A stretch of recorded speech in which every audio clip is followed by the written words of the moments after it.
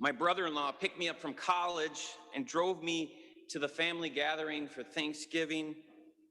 Blocks away from my parents' home, we saw a huge flame shoot out as high as the house, followed by billowing smoke. Did that come from my parents' house? We found in the backyard my eyebrowless father with a red fire extinguisher standing next to a charred, deep-fried turkey. That was one of the most memorable Thanksgivings I've ever had. I imagine most of ours are a little bit more mundane. We watch the Cowboys and Lions play football. Then I would play sheepshead with my dad and my uncle. That's a Wisconsin card game. No one probably has ever played it. But it was a time off school and work to gather with family and to eat pumpkin pie. But about 3 years ago, I read the prologue of Tommy Orange's novel, There, and it hit me hard. He was demythologizing the Plymouth meal, and he told what happened a few years later. I was so shocked enough to think maybe this was fiction and searched other sources, but I soon realized he was absolutely right. I felt like I'd been lied to for years. The Thanksgiving myth that we all know goes something like pilgrims with black buckle hats, fleeing religious persecution, come to the shores of what is now Plymouth, Massachusetts, and the indigenous people welcome them, help them, and they even throw a big feast together. In paintings, everyone is eating turkey and cranberry sauce, smiling and enjoying the miraculously sunny, warm weather of late November in New England. This has become our national origin myth, an almost sacred story that tries to show how this country was founded on freedom. But didn't our country really start in the 1770s after a bloody revolution? Well, we already have a holiday for that. Instead, we speak of the pilgrims as faithful citizens coming together on their own free will and pledging to one another and to their God to form a better society, and their God gives them new and better land to do this all on, which is a retelling of the Exodus story. Put another way, by the professor of history at George Washington University, David Silverman, the myth is that friendly Indians, unidentified by tribe, welcome the pilgrims to America, teach them how to live in this new place, sit down to dinner with them, and then disappear. They hand off America to white people so they can create a great nation dedicated to liberty, opportunity, and Christianity for the rest of the world to profit. That's the story. It's about native people conceding to colonialism. Our collective memory of Thanksgiving has changed over the years, and I think it needs to change once again. What we know of on that Plymouth meal is based on a letter from an eyewitness, Edward Winslow, that was a letter dated December 11, 1621, which was later published in England as a way to get more colonists to come over the ocean and join him. It was not referred to as Thanksgiving. And there were other Thanksgiving and harvest festivals happening in colonial land then. The Spanish in Florida and the inhabitants of Jamestown also had harvest festivals that would have predated the one in Plymouth. When the colonists on the Mayflower came ashore, they found an abandoned indigenous village. Thinking that this was divine providence, they praised God. However, the village was empty because its people were wiped out by a disease that Europeans had brought. The Wampanoag leader, Asamiquan, reached out to the English at Plymouth and wanted an alliance with them, not because he was innately friendly, but because his people had been decimated by an epidemic. And he saw with the English an opportunity to form a political alliance that would benefit his own group. And like other indigenous people, the Wampanoag had communal property and were in no way giving up their land. By the way, as we mentioned sort of earlier, the Wampanoag have many traditions of giving thanks in different ways throughout the whole year, not just at harvest time. Now, Puritans, on the other hand, they didn't really like holidays and feasting that much. They even wanted to do away with Christmas and Easter. They thought of Thanksgiving as a solemn religious time where they fasted. In fact, in July, in the summer of 1623, the Pilgrims did hold what they called a Thanksgiving.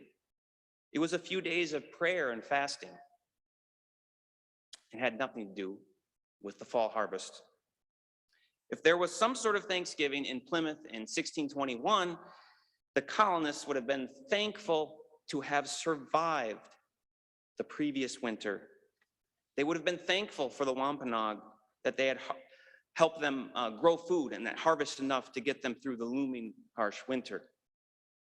There is no evidence that Thanksgiving remained a continuous holiday. However, there are plenty of other recorded Thanksgivings. There are memories we'd like to forget. Tommy Orange writes, in 1637, anywhere from 400 to 700 Pequot gathered for their annual green corn dance.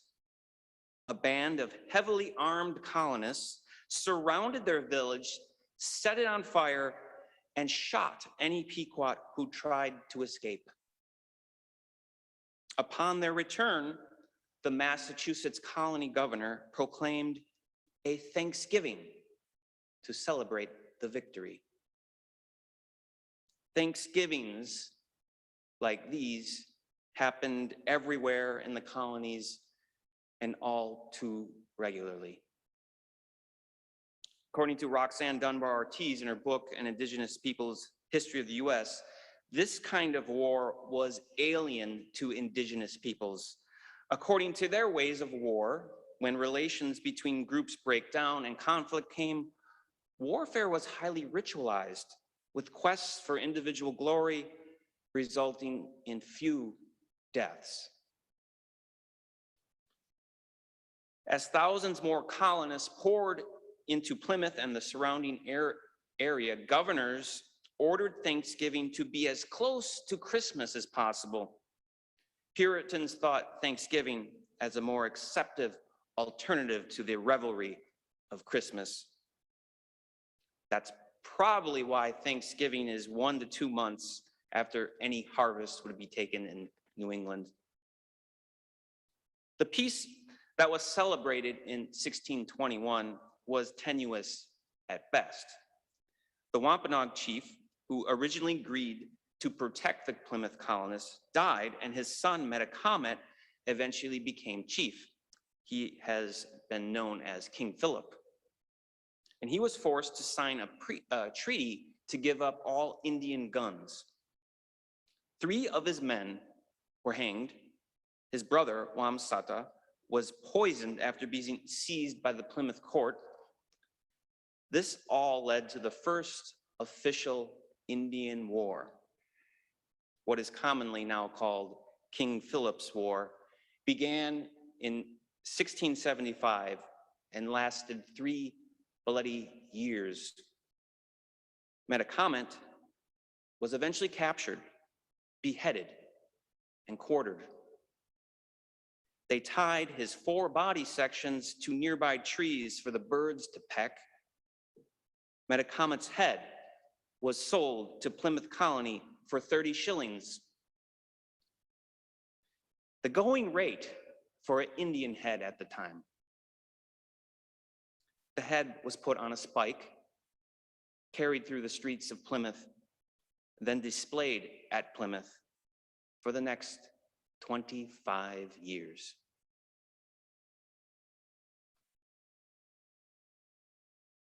The gruesome aftermath of the so-called first Thanksgiving is seldom told, but it is a common story. Colonial vigilante militia groups do something repugnant and get away with evil. Yet another story of how our country favors white men with guns, and how white men with guns rarely face any consequences. This doesn't need to be a story saved for Thanksgiving. We read about it in the daily news.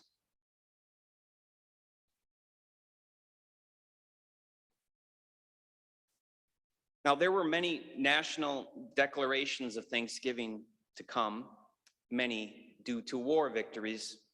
In 1777, the Continental Congress declared Thanksgiving not as a holiday, but simply as a formal way to give thanks after the British surrendered in Saratoga, New York. At the conclusion of the War of 1812, James Monroe issued a Thanksgiving proclamation. Some states were making it a holiday, but Thanksgiving was primarily a regional holiday. And it was not until the 1840s that the account of that 1621 meal was rediscovered and widely accepted as our national origin myth. Sarah Hale, sometimes referred to as the mother of Thanksgiving, took it on as her mission to make Thanksgiving a national holiday. With Hale's influence, Abraham Lincoln declared it a holiday during the Civil War to foster unity. During the Civil War, Jamestown in slaveholding Virginia was not going to be the location of the nation's origin myth. But Thanksgiving became more and more popular later in the 19th century as our nation was having an influx of diverse immigrants. Now remember, the Mayflower was English-speaking white Protestants. Now Jews, Catholics, and non-English speakers were entering the country en masse. They were not going to celebrate the Spanish colonist version of Thanksgiving. The Thanksgiving creation myth became a way to unify immigrants in one nation, and soon this fairy tale was written as a narrative, and pageants were performed in public schools everywhere.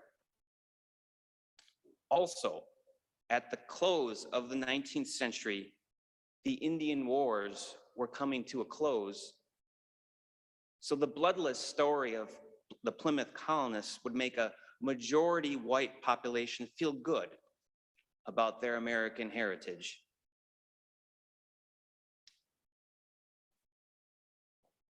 So here we are now, 4 days from Thanksgiving.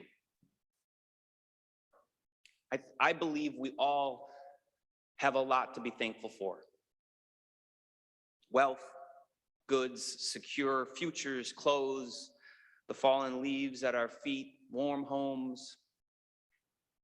We can be thankful for the freedom we have, the countries we were born in or have been adopted by. And for the first time in 20 years, we are a nation not at war. Let us also be thankful that against all odds, the Wampanoag Nation survived. Let us be thankful that we can change, that we can grow, that we can recreate Thanksgiving into a more compassionate and just space. But it is only with solemnity and humbleness that we can move forward in gratitude. Stories and collective memories change. Early colonists, they didn't have pies. They didn't have wheat flour. They didn't have butter. But we kind of make that a tradition of making pies. There were no dairy cows back then. Turkey wasn't associated with Thanksgiving until the 1840s. Just as our collective memory of Thanksgiving has changed over time, it needs to change again. Now, conservatives will say this is critical race theory and we are making people feel less patriotic.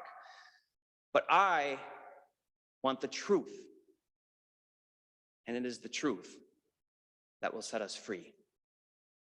Truth will not only set us free, but everyone free. Perhaps this Thanksgiving, we can honestly reflect on where white advantage, white privilege, and white supremacy comes from. Now, no one has to feel guilty or shameful, but let's at least be honest. For if we can cut through the colonial powers' rhetoric of the past, we can do the same today. Let's decolonize our minds, decolonize the Wampanoag and all Native people, and together we can become free.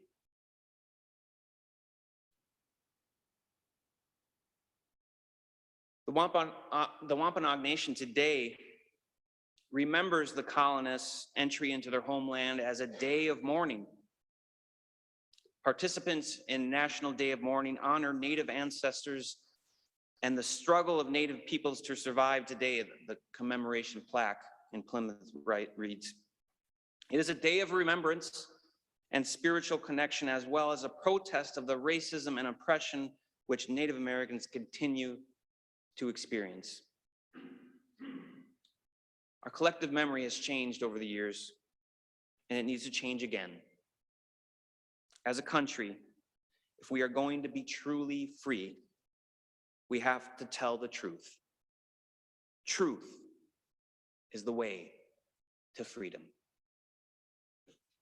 Amen, and blessed be.